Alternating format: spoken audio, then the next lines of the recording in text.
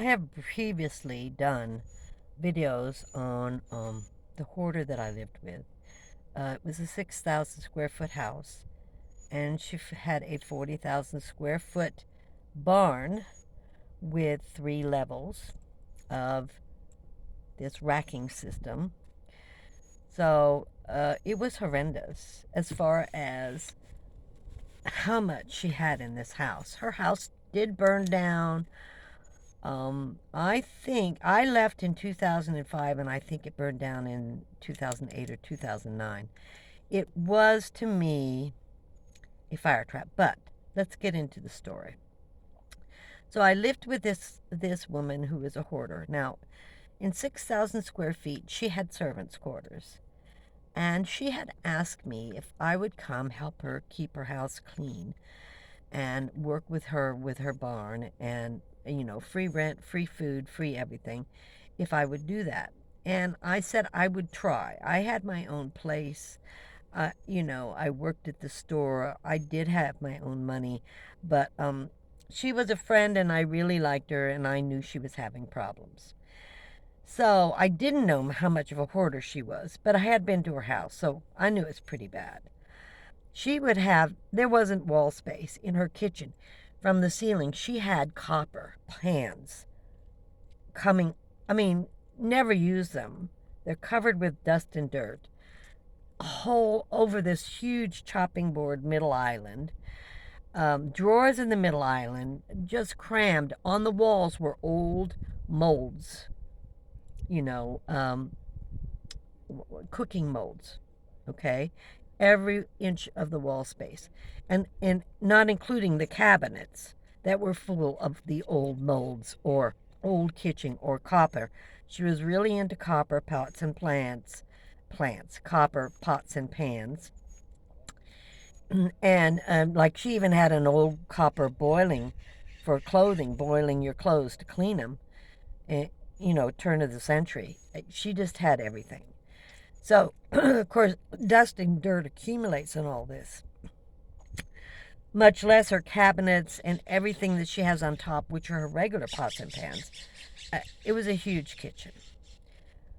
When you went upstairs, there were two servants' quarters. There was one where it was a pair of rooms, and across the hall was a bathroom without a shower.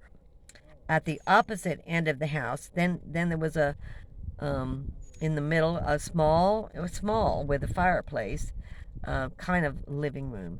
And then there was the kitchen, and then there was a side room that was a dining room. You couldn't get into that. That was all these games, these stand-up games, where you could throw hockey balls. But I forget what you call them. She had all of those from, fairs, circuses and fairs and stuff like that. Even one was pinball machines. She had those. And you couldn't get into that room. We had to crawl through the window to get things away from the door that had fallen so that we could get in that room. And then at the very end was a huge, massive bedroom with a huge bathroom and a wall. And behind that wall was a door. And that door led to a wine cellar that was half the length of the house. So you go up to the second stairs. That whole floor, 3,000 square feet, was her bathroom, her closet, and her bedroom. And her closet was bigger than the bedroom part where she slept with her I want to say husband, he wasn't, but live-in. And her bathroom was a third of that floor. It was massive. And you could barely move into the closet. The closet was bigger than the actual bedroom. It's the closet, and you could barely move in there. There were things falling and breaking. There was so much clothing in there. And then she had 2 or 3 huge dressers. You have no idea. Maybe you do. You've seen these TV programs. Now, her bedroom was not hoarded. Other than the closet, everything else was pretty neat and clean, so they could walk around, and they did a lot of stuff up there, watch TV. So that wasn't too bad. And then the actual living room, or what do you want to call a study or whatever, wasn't too bad. It had glass doors outside. It did have things stacked by the fireplace, which I really thought was really dangerous. So, I'm with her for about 3 months. And after about the third month, now I have a job. So I help her in the evenings and I go to my job during the day.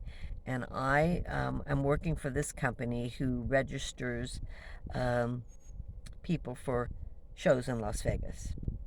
So they can attend attendees, so they can attend classes or all kinds of stuff. So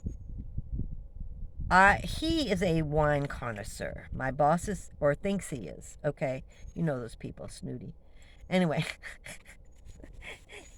but he doesn't have the money to have a wine cellar or anything like that. She has a huge wine cellar, full to the top. She's been buying for years and years and years, and she just puts them in the cellar. She doesn't drink wine very often, but she puts them in the cellar. So, she went somewhere on a vacation. She was gone for like a week, and I was watching the house. We had an earthquake. So when she got back, the whole house was checked. Nothing was wrong. And I would say maybe 2 weeks after the earthquake, I started getting really sick. And I said to her, I can't breathe in this bedroom. I don't know what's wrong. And she goes, what do you mean? I said, I can't breathe in this bedroom. You have black mold somewhere. Well, we don't have black mold. Yeah, my reaction is I have a highly allergic reaction to black mold. You have it in my room somewhere. And she goes, oh my God, we didn't check the wine cellar after the earthquake.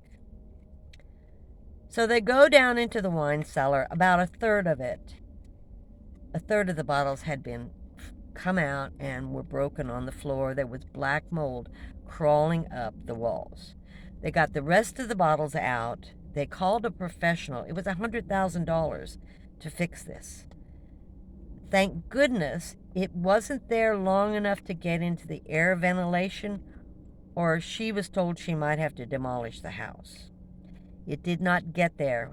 They caught it before it even got into the air ventilation, the air vents.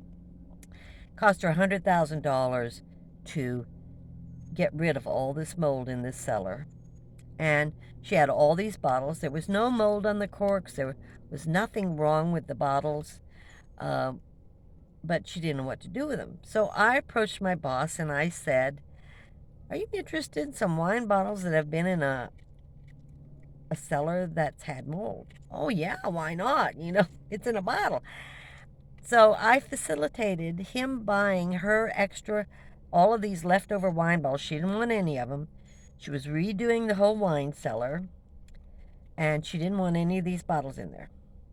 So she got rid of her whole wine collection to him. I do not know how much he paid for it, but he couldn't have paid a lot. He didn't have a lot of money, and I think she just wanted to get rid of it, and I think it made him really happy that he could buy these bottles at a fraction of the price.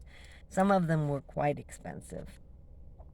So everybody was happy. And once that was taken care of, then I could breathe again in that room. I had that room that she gave it to me. I started out in the smaller rooms, but it was too much walking across, taking a shower in the other bathroom and then walk. I just said it's too much. But so I was in servants' quarters for a little while. It was kind of an unusual scenario, as you know.